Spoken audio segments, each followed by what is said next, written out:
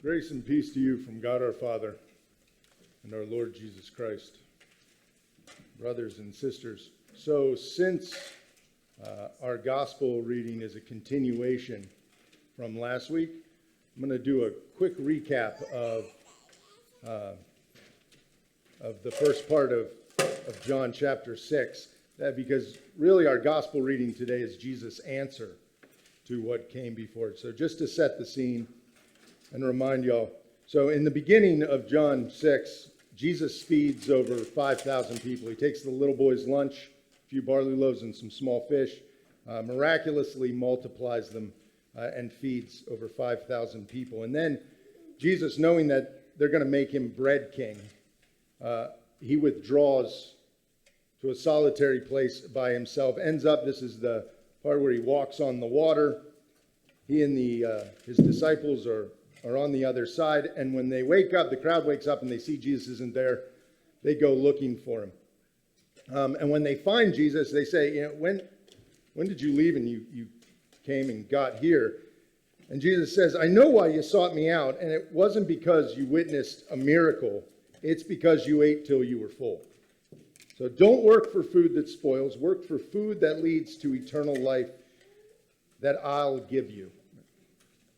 And the crowd says, well, how do we go about working or doing the work that God requires so we can have this food that you're talking about? And Jesus says, believe in the one God has sent. And then it gets kind of weird because all of a sudden the crowd's like, well, what miraculous sign do you offer for us to believe in? Yeah, there was that little thing with, feeding the 5,000 people out of the little boy's lunch, but let's get down to it. What real miracle are you offering us here that we could believe in you? I don't know if you know this, Jesus, little history of our people, but there was this guy, Moses, and he made bread come down from heaven. And it was pretty tasty, and he made it come down every day. Maybe you want to do that. That would be good. And so Jesus has to correct things a little. He's like, not Moses, but rather God gave you bread from heaven. And God, my Father, gives you true bread from heaven. The bread of God is he who comes down from heaven, who gives life to the world. This sounds like a great thing. So the crowd says, give us this bread all the time. Like, this is what we want to eat. And this is where then Jesus, beginning our gospel reading, says, I am the bread of life. Whoever comes to me shall not hunger, and whoever believes in me shall never thirst. But I said to you that you have seen me, and yet you do not believe.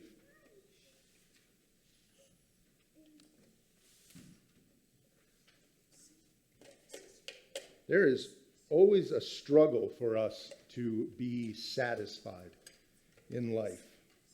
It is one of the great, enduring, universal tragedies of humankind. Just can't seem to be satisfied.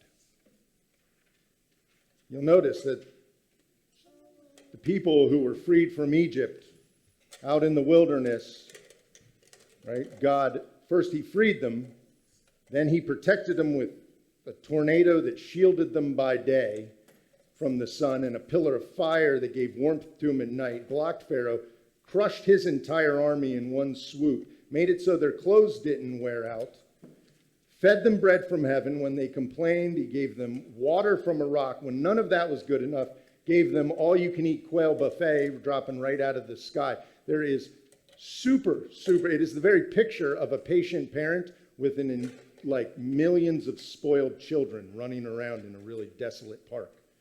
And that was their mentality. They just would not be satisfied, even so much that they were like, when we were getting beat and we were starving back in Egypt, that might have been better. So unsatisfied and ungrateful they were. And that's not to throw them under the bus, because obviously the crowd in front of Jesus hasn't really changed all that much. Right? They're still looking to be fed, still looking to satisfy themselves physically. What I need right now. And so Jesus is a master at this, kind of using whatever's going on around him to teach really deep, penetrating spiritual truths. So they want food.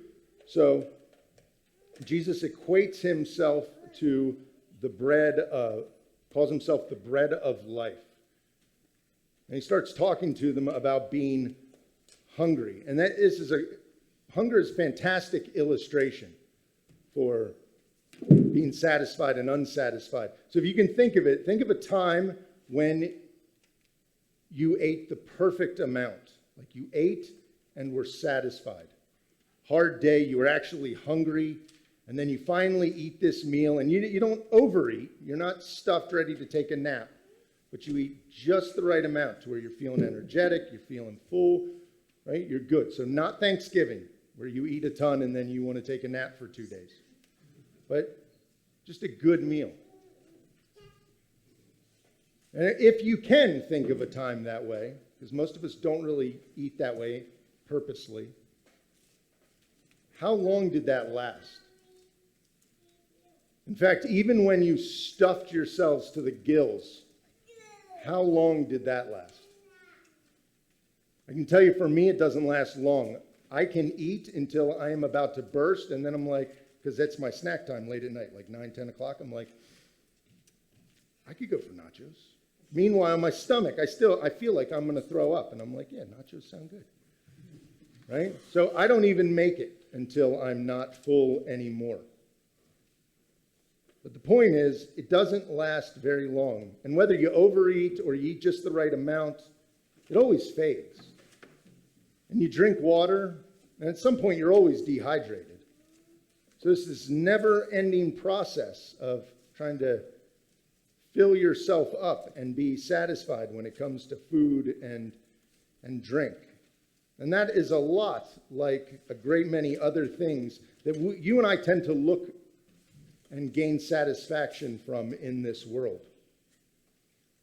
So I recently found a song by this woman called Peggy Lee on YouTube, and it is, YouTube is great because now you can get songs that are like, 60 years old. So the whole thing is in black and white, and she was, I think, from maybe the 30s or 40s country song. And the song is called, Is That All There Is? And the song begins with her as a little girl, and her house catches on fire, and she's standing next to her dad, and they're just watching the house go up in flames. And the little girl in the song poses this question, is that all there is to fire? And then the next verse, she goes to the circus, and she watches the circus in all its splendor. And at the end of the circus, she's like, is that all there is to the circus? And then she recalls as a young lady where she falls in love with this wonderful, beautiful young boy, and it's very romantic and they go for long walks and everything, but then it ends. And she says, is that all there is to love? And then the final verse, this is the lyrics. I know what you must be saying to yourself. If that's the way she feels about it, why doesn't she just end it all? Oh no, not me. I'm not ready for that final disappointment. Because I know just as well as I am standing here talking to you that when that final moment comes and I'm breathing my last breath, I'll be saying to myself, is that all there is? Is that all there is? If life has been such a disappointment, why would you think that death would be any different? And Peggy Lee hits on the truth of reality, and that's that most of what we seek satisfaction from falls utterly short. And various people over the centuries have offered up solutions to the problem of finding true satisfaction in life. A lot of the religious solutions boil down to some sort of paradox. You can find spiritual satisfaction by starving yourselves of what is seemingly good in creation. So Buddha is quoted as saying, when pleasure or pain come to them, the wise feel above pleasure and pain. Right? And so this is what he's saying. The solution is detach yourself. Detach yourself from all the things in this world that cause pain, that cause pleasure. Just detach yourself.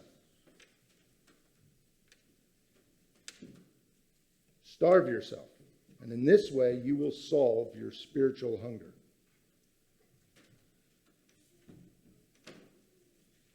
But think about that. Like, play that out. Just detach yourself from everything, good and bad in this life. Right? Don't try to actually have good expectations or right or healthy or smart expectations. Have no expectations, right? I can't be hurt.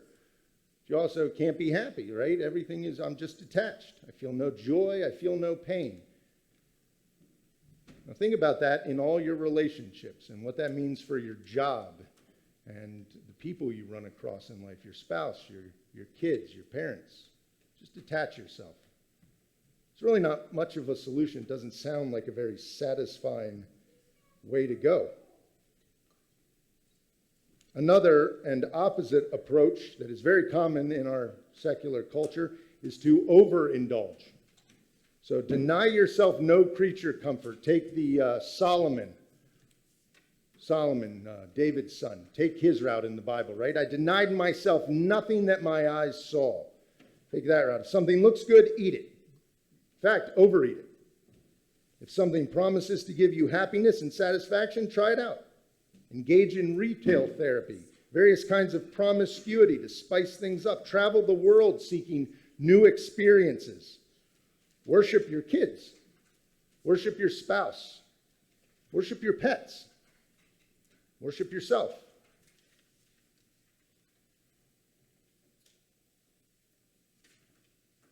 So if human really are just physical, material things, then it really doesn't matter what we do. And if we are solely spiritual beings, the created order doesn't matter. But here's the rub, and I think y'all get this even without getting it from the Bible, you just know it from life,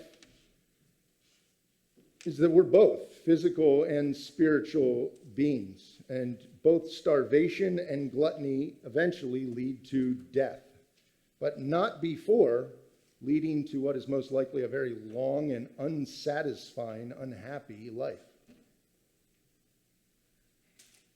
And so then we are left with the third option, possibly, that the world seems to offer and is growing, right?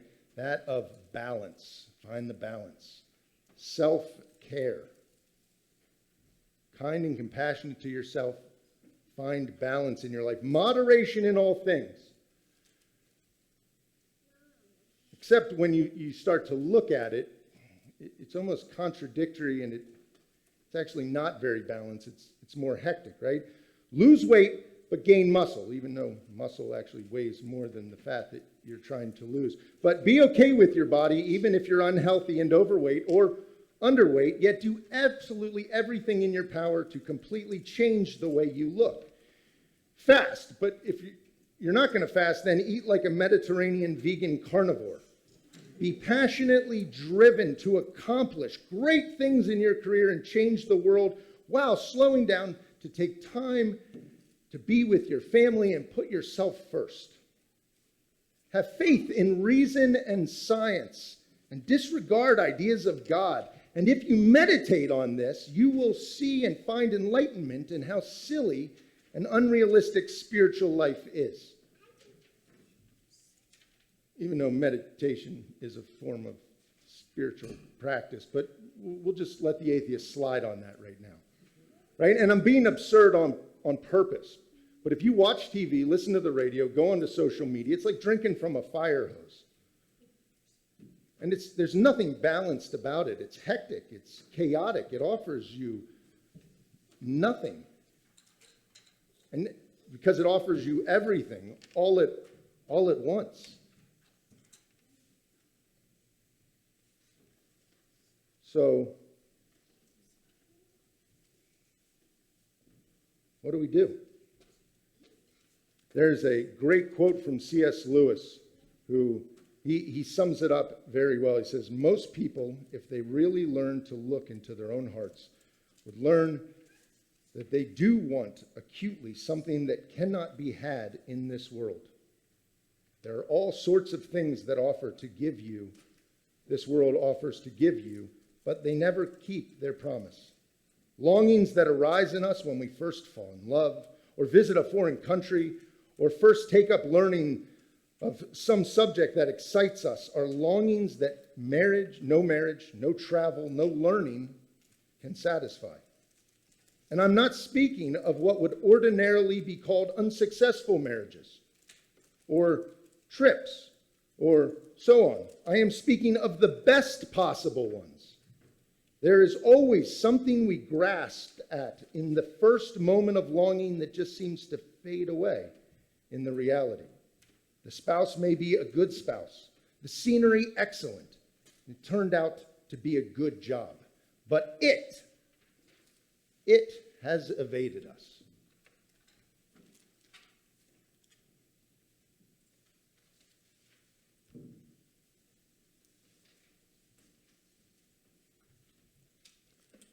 So what then are we after? What is this it that Lewis is talking about and that we all are so desperately searching for? Strikes me as funny that you never hear animals complain of their natural state. Fish do not grumble about being stuck in water. Birds are not actively out there searching for a more efficient, more satisfying way to travel other than flying, because we've kind of done that, and it's getting a little boring. Trees do not question and play victim about having to grow in their native soil, the same soil that their previous tree that they came from had to grow in.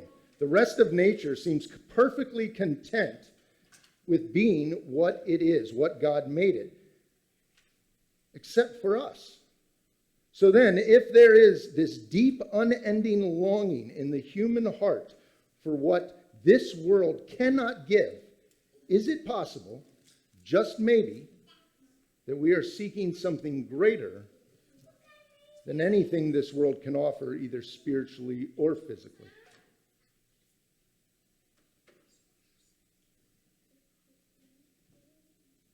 I think the problem for us comes when we do what St. Augustine talked about, which is we have disordered loves.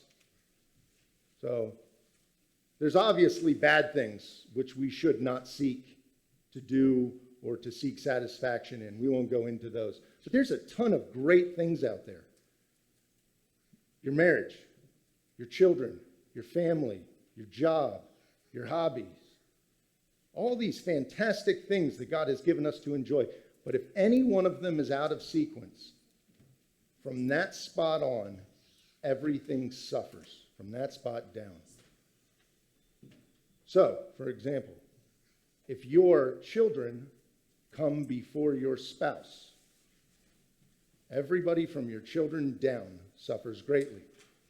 If you love your dog more than your children, your dog and your children will both suffer greatly. If your job takes precedence over your family, not only does your job suffer, but so does everything below it in the hierarchy. And the really big problems come is when things get put over God. And the biggest disordered love any of us have is when we take ourselves and we put it over God. And we seek ourselves to make ourselves happy, to fulfill ourselves, to satisfy ourselves, because then everything underneath suffers. Our relationship with God, our relationship with our spouse, our boyfriend or girlfriend, our children, our family, everything, our job.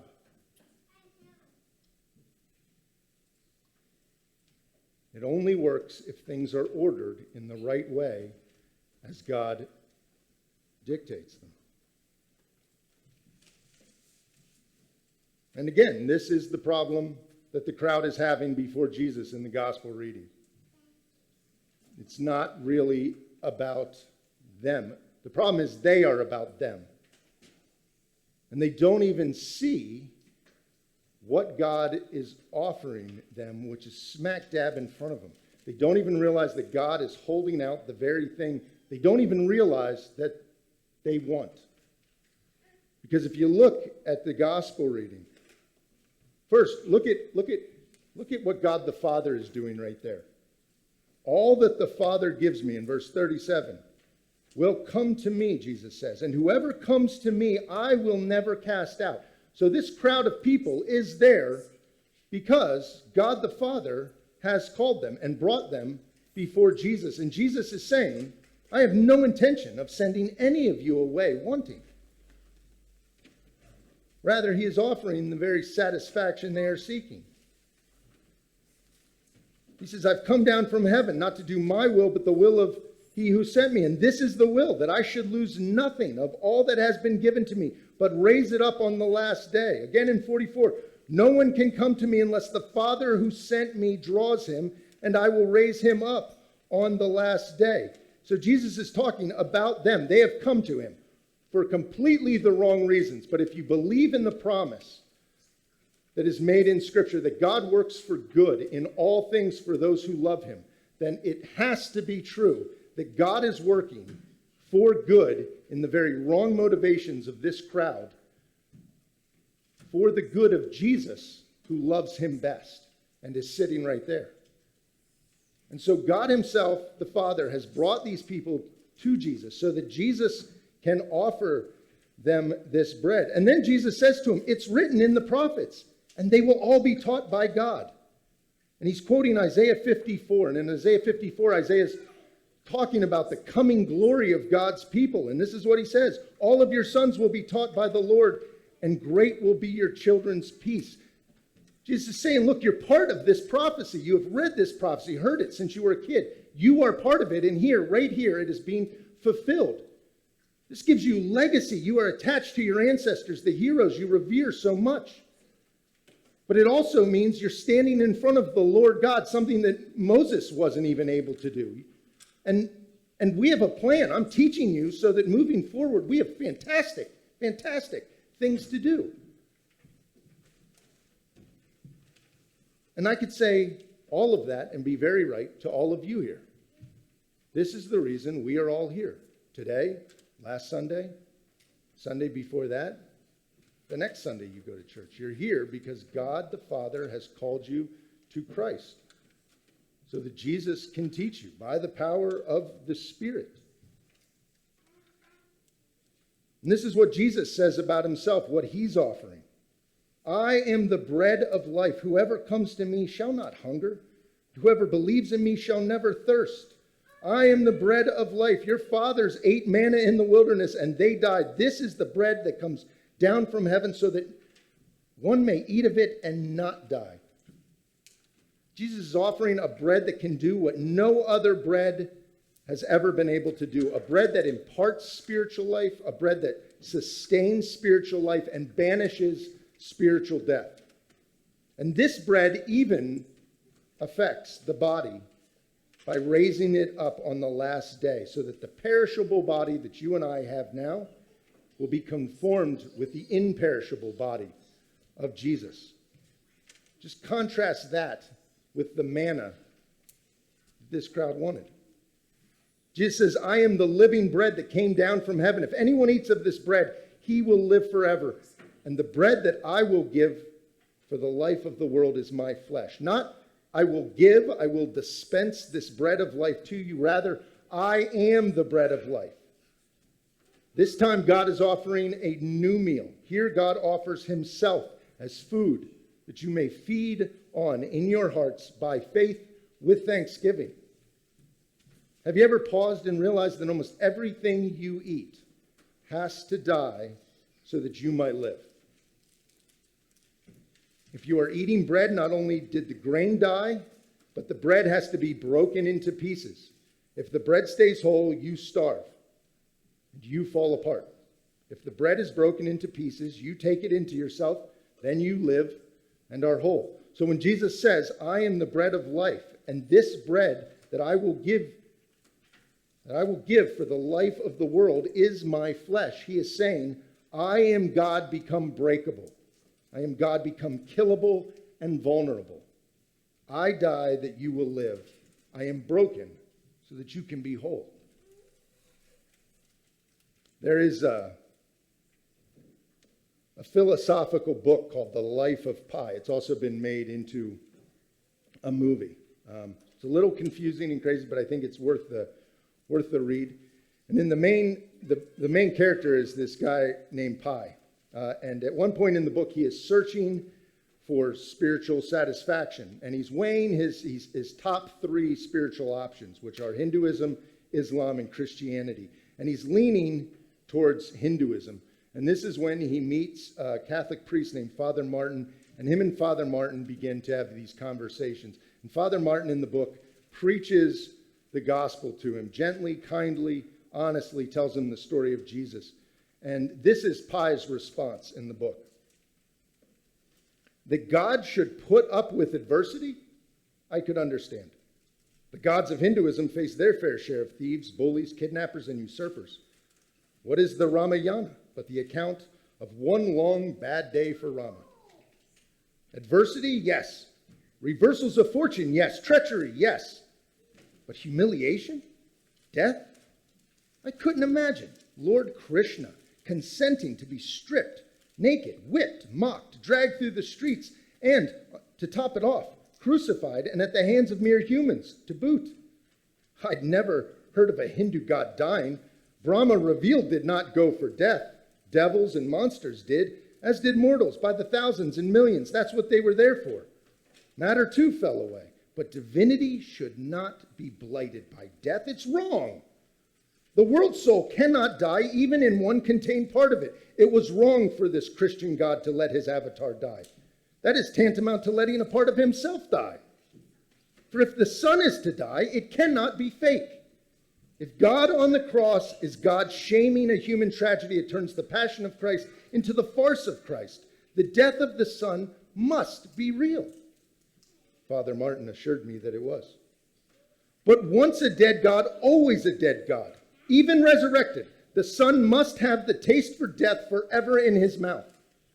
The Trinity must be tainted by it. There must be a certain stench at the right hand of God the Father. The horror must be real.